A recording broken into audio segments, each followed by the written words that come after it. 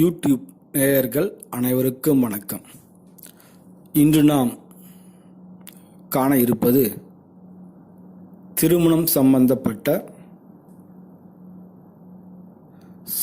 சப்தமபாவ தொடர்பு பற்றி நாம் இந்த காணொளியில் காண இருக்கின்றோம்.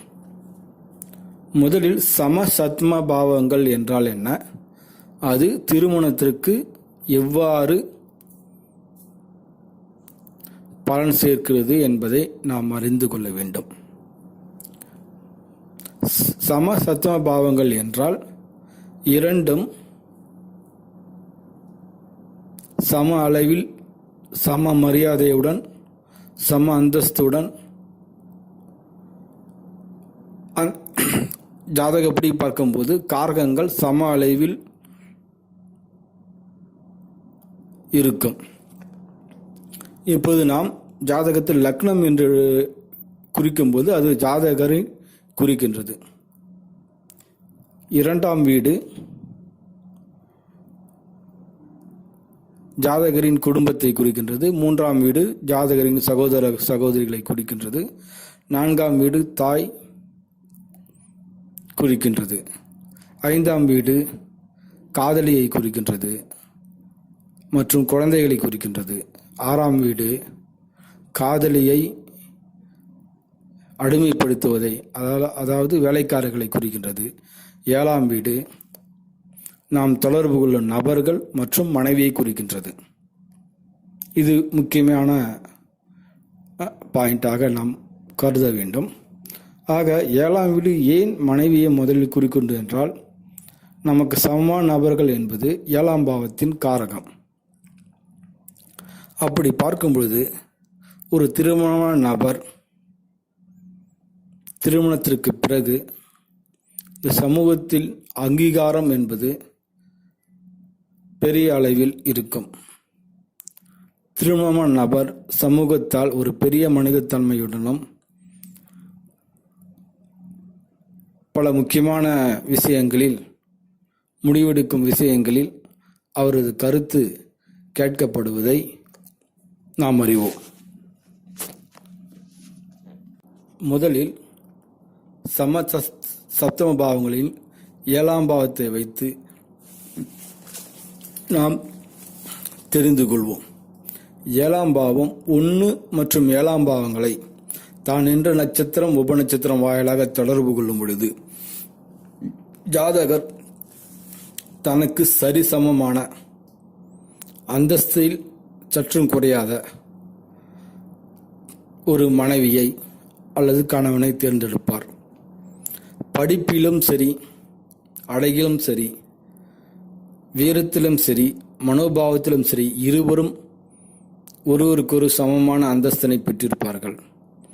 அதே போல வேலை மற்றும் பொருளாதாரத்திலும் சரி, இருவரும் கிட்டத்தட்ட ஒரே பதவியினை வகிக்கக்கூடிய வேலையை பெற்றிருக்க வாய்ப்புகள் உண்டு. அது மட்டுமல்லாமல் இருவரது உயரமும் சரிசமமாக இருக்கும். உடல் பருமன் என்று எடுத்துக்கொண்டாலும் இருவரும் ஒரே மாதிரி இருப்பார்கள். ஒருவேளை ஜாதகர் செவ்வாயின் ஆதிக்கம் அதிகம் பெற்று ஒரு கட்டுமஸ்தான தோட்டத்துடன் இருந்தால் ஜாதகரின் மனைவியும் அவ்வாறே இருப்பார். ஒருவேளை ஜாதகர் குள்ளமாக இருந்தால் ஜாதகர் மனைவியும் குள்ளமாக இருப்பார். என்று தமிழ் ஒரு பாட்டை ரஜினி படத்தில் என்று நினைக்கின்றேன். இரட்டை மாட்டு வண்டி வரும்போது நட்ட குட்டர் என்றும் இணையாது என்று ஒரு கருத்து அங்கே கூறிக்கும். அது இந்த சமசத்துவ பாவத்திற்கு நாம் எண்ணி பார்க்கும்போது அருமையாக இருக்கும்.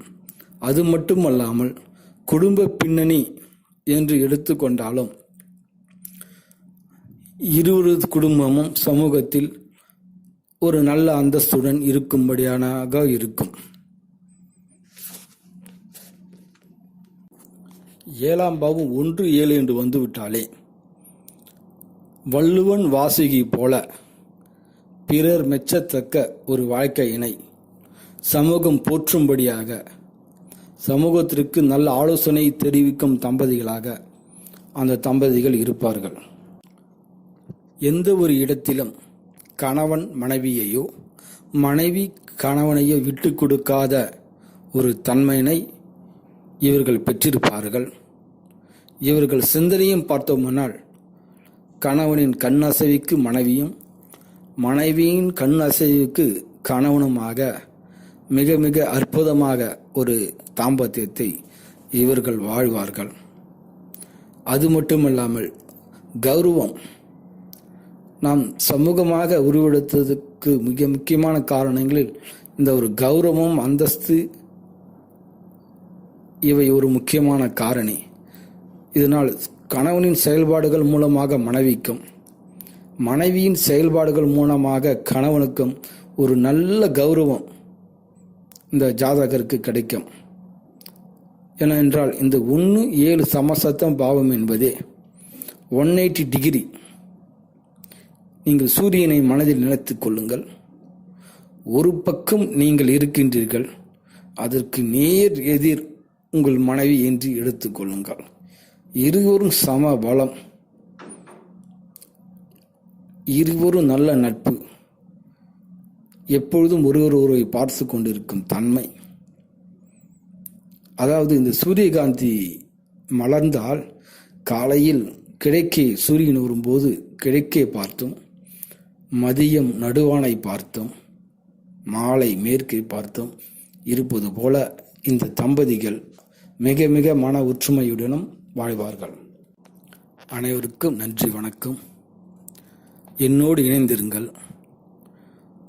உயர்கணித சார ஜோதிடத்தின் பல உன்னத படைப்புகளை நீங்களும் அறிந்து ஒரு சிறந்த ஜோதிடனாக வர எல்லாம் வல்ல இறைவனை பிரார்த்திக்கின்றேன். சேனலை சப்ஸ்கிரைப் பண்ணுங்கள்.